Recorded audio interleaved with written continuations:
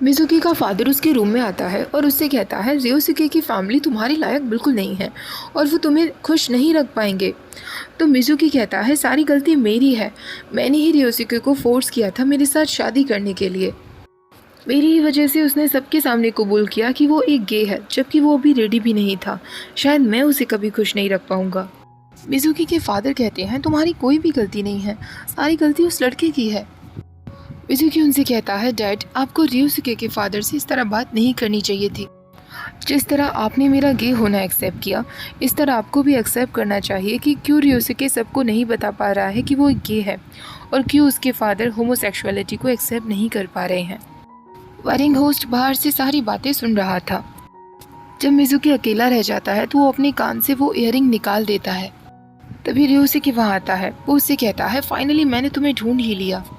मिज़ुकी कहता है मैंने सोच लिया है, ये शादी मैं इसलिए कर रहा हूँ क्योंकि हमारे गेस्ट यहाँ मौजूद हैं। इसके बाद मैं तुमसे ब्रेकअप कर लूँगा। वैसे भी इस शादी को हमारा लॉ तो स्वीकार करता नहीं है। रियोसुके उससे कहता है अचानक तुम्हें क्या हुआ, क्या तुम्हारे एक्स बॉयफ्रेंड हयातो ने तुमसे कुछ कहा? मिज़ुकी वहाँ से जाने लगता है तो रियोसुके उसके पीछे जाता है। रियोसुके कहता है हयातो तुम्हारा एक्स बॉयफ्रेंड था ना, फिर भी तुमने उसे हमारी शादी में बुलाया। मिज़ुकी कहता है ये तुम कह रहे हो, तुमने भी तो उस लड़की को यहाँ इनवाइट किया। रियोसुके कहता है मेरी माँ ने उसे यहाँ इनवाइट किया था और मुझे नहीं पता था कि वो ये सब बोलेगी। मिज़ुकी अब गुस्से में कहता है तुम्हारे पास एक्सक्यूजेस के अलावा और कुछ है? मैं अब तुमसे थक चुका हूँ। मिज़ुकी गुस्से में वहाँ से जाने लगता है। रियोसुके उसका हाथ पकड़ता है पर वो उसका हाथ झटक देता है, जिससे उसके हाथ में जो इयररिंग था वो नीचे गिर जाता है। मिज़ुकी कहता है जाने दो उसे, वैसे भी मुझे अब उसकी कोई ज़रूरत नहीं है। मिज़ुकी के फादर रियोसुके के फादर के पास आते हैं और उनसे माफ़ी मांगते हैं। वो उनसे कहते हैं मेरे बेटे ने समझाया कि मुझे इस तरह आपको ट्रीट नहीं करना चाहिए था। 7 साल पहले की बात है जब उसने मुझे बताया था कि वो एक गे है, तब मैं बहुत शॉक्ड रह गया था। मुझे नहीं समझ आ रहा था कि मुझे कैसे रिएक्ट करना चाहिए और धीरे धीरे मैंने LGBTQ कम्युनिटी के बारे में जानकारी लेना शुरू किया और अपनी पूरी कोशिश की इस कम्युनिटी को एक्सेप्ट करने की, ताकि मैं अपने बेटे को खुश रख सकूं। रियोसुके का फादर कहता है तुम्हारा बेटा बहुत समझदार है, ना कि मेरे बेटे की तरह है। तो मिज़ुकी का फादर कहता है मेरे बेटे ने कहा कि उसने ये सब रियोसुके से ही सीखा है। आपने रियोसुके को कभी समझा ही नहीं। मेरी बेटी ने देखा कि किस तरह रियोसुके को सब लोगों की फीलिंग्स की चिंता थी, आपकी फीलिंग्स की चिंता थी, इसलिए वो आज तक हमेशा खुद को दबाए रखे हुए था। मिज़ुकी भी उसकी तरह बनना चाहता है। आप उन दोनों को एक्सेप्ट करें या ना करें, लेकिन फ़िलहाल हम उन दोनों की वेडिंग को एक फैमिली मेम्बर की तरह तो देख सकते हैं ना। तो उसी तरफ रियोसुके उस इयररिंग को ढूंढ रहा था। रियोसुके को पास्ट का एक सीन याद आता है। जब वो दोनों रिलेशनशिप में थे तो रियोसुके ने मिज़ुकी से पूछा था कि वो अभी भी उस इयररिंग को क्यों पहनता है, क्या वो अपने एक्स को नहीं भूल पाया है? तो मिज़ुकी ने उससे कहा था ऐसा कुछ नहीं है, मैं इस इयररिंग को पहनता हूँ क्योंकि इसी की वजह से हम पहली बार मिले थे। मेरा हयातो के साथ ब्रेकअप भी इसी वजह से हुआ था क्योंकि हमें एक दूसरे पर शक होने लगा था। सेम सेक्स रिलेशनशिप में अक्सर ये बताना मुश्किल हो जाता है कि वो फ्रेंडशिप है या रिलेशनशिप है, और तुम भी इसी तरह मुझ पर शक कर रहे हो। अगर हम दोनों मैरिड होते तो शायद ऐसा कुछ नहीं होता। रियोसुके उससे कहता है ठीक है, फिर हम शादी कर लेते हैं। मिज़ुकी एकदम खुश हो जाता है। वो उससे पूछता है क्या तुम सच में मुझसे शादी करना चाहते हो? रियोसुके कहता है हाँ, लॉ हमारी शादी को एक्सेप्ट नहीं करेगा, पर हम वाउस तो ले सकते हैं ना। मिज़ुकी कहता है हाँ, हम सबके सामने शादी करेंगे। रियोसुके सबके सामने सुनकर शॉक रह जाता है। फ्लैशबैक खत्म होता है। रियोसुके उस इयररिंग को ढूंढ रहा था पर वो उसे नहीं मिल रहा था। तभी वेडिंग होस्ट वहाँ आता है। वो उससे पूछता है तुम्हारे और मिज़ुकी के बीच कुछ हुआ है ना? सच कहूँ तो मुझे नहीं पता सेम सेक्स रिलेशनशिप्स कैसी होती हैं, लेकिन रिलेशनशिप में केवल वो लोग जो हर समस्या का हल निकाल लेते हैं वही खुश रह पाते हैं। तुम दोनों साथ में बहुत क्यूट लगते हो और मैं तुम्हारी हैप्पी वेडिंग देखना चाहता हूँ। दूसरी तरफ मिज़ुकी सबके सामने जाकर कह देता है कि रियोसुके को शादी के लिए उसने फोर्स किया था। रियोसुके बहुत काइंड पर्सन है, इसलिए वो मान गया। वो सबसे कह देता है अब ये वेडिंग नहीं होगी, मुझे माफ़ कर दीजिए। तभी रियोसुके वहाँ आ जाता है। रियोसुके मिज़ुकी को रोकने की कोशिश करता है लेकिन मिज़ुकी वहाँ से चला जाता है। तभी वेडिंग प्लानर अनाउंस करता है वैसे तो ये वेडिंग कैंसिल की जा चुकी है, लेकिन वेडिंग प्लानर होने के नाते मैं आप लोगों को कुछ दिखाना चाहता हूँ। वो वहाँ सबके सामने मिज़ुकी की एक वीडियो प्ले कर देता है। मिज़ुकी रियोसुके की फैमिली के लिए कह रहा था, मैं आप सबको थैंक्स कहना चाहता हूँ कि आपने मेरी और रियोसुके की वेडिंग के लिए हाँ कर दिया।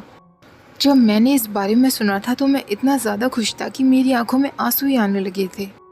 काश मैं आप लोगों से पहले मिल पाता, लेकिन कोई बात नहीं, मैं आप सबको अपनी फैमिली से मिलवाना चाहूँगा। ये मेरे फादर हैं। मिज़ुकी का फादर वीडियो में कह रहा था, थैंक यू सो मच रियोसुके, मिज़ुकी का हमेशा ख्याल रखना।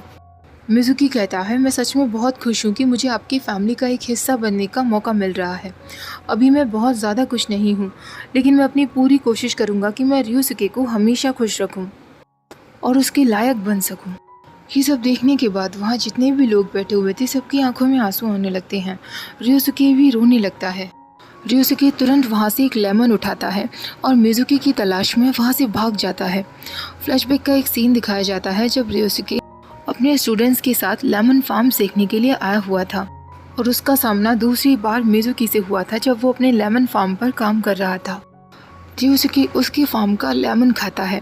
मिज़ुकी उसे बताता है, मैंने सुना है कि फर्स्ट किस एक लेमन की तरह खट्टा होता है, लेकिन मेरे लिए तो सारे ही किसेस बिल्कुल लेमन की तरह टेस्ट जैसे ही थे। रियोसुके जब वहाँ से जाने लगता है तो मिज़ुकी कहता है, अगली बार ज़रूर आना। रियोसुके जाते जाते कहता है, मैं तुम्हें बताना चाहता हूँ कि मुझे लेमन्स बहुत अच्छे लगते हैं, तो क्या तुम मेरा बॉयफ्रेंड बनना चाहोगे? मिज़ुकी उससे कहता है, तुम झूठ कह रहे हो। रियोसुके उसकी फार्म से एक लेमन तोड़कर खा लेता है और मुंह बनाते हुए कहता है, मैं सच कह रहा हूँ। और उस दिन से ही वो दोनों रिलेशनशिप में आ गए थे। फ्लैशबैक ख़त्म होता है। रियोसुके मिज़ुकी के पीछे भागता हुआ जाता है। सब लोग भी वहीं आ जाते हैं। रियोसुके मिज़ुकी से कहता है, तुम मेरी पहले प्यार थे मिज़ुकी। ये बात सच है कि बचपन में मैं रूरी के बहुत क्लोज था, लेकिन वो सिर्फ फ्रेंडशिप थी। तब मुझे रिलेशनशिप का मतलब भी नहीं पता था।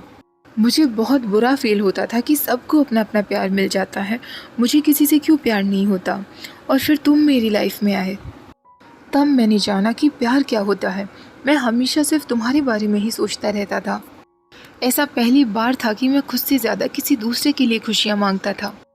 मैं हमेशा तुम्हें खुश देखना चाहता था, और आज जब हमारा इतना इम्पोर्टेंट दिन था, मैंने तुम्हें धोखा दे दिया। शुरुआत से अब तक सारी मेरी गलती थी। मैं खुद अपनी प्रॉब्लम से भाग रहा था। मैं सब ठीक कर दूंगा, क्योंकि अब मैं अपनी प्रॉब्लम से दूर नहीं भागने वाला। वो उन सब लोगों की तरफ मुड़ता है और ज़ोर से चिल्लाते हुए कहता है, मैं एक गे हूँ और मैं मिज़ुकी से ही प्यार करता हूँ।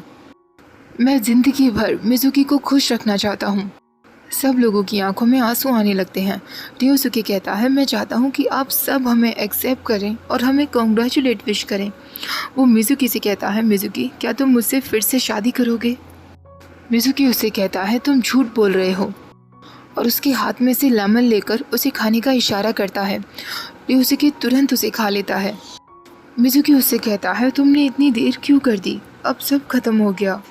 तभी रियोसुके का फादर कहता है, नहीं, वेडिंग के आखिरी में ग्रूम के फादर की क्लोजिंग स्पीच होना अभी बाकी है। वो रियोसुके के पास जाकर खड़ा हो जाता है और सबसे कहता है, मेरे बेटे की वजह से आप लोगों को आज जो भी परेशानी हुई उसकी तरफ से मैं माफ़ी मांगना चाहूँगा। मैं इन्वायरमेंटल डिपार्टमेंट में काम करता हूँ। हमारा काम होता है इनलैंड समुद्रों की सफाई करवाना। फैक्ट्री से आने वाला वेस्ट जो वाटर को जाकर पोल्यूट करता है, हम उसे सफाई करने में मदद करते हैं।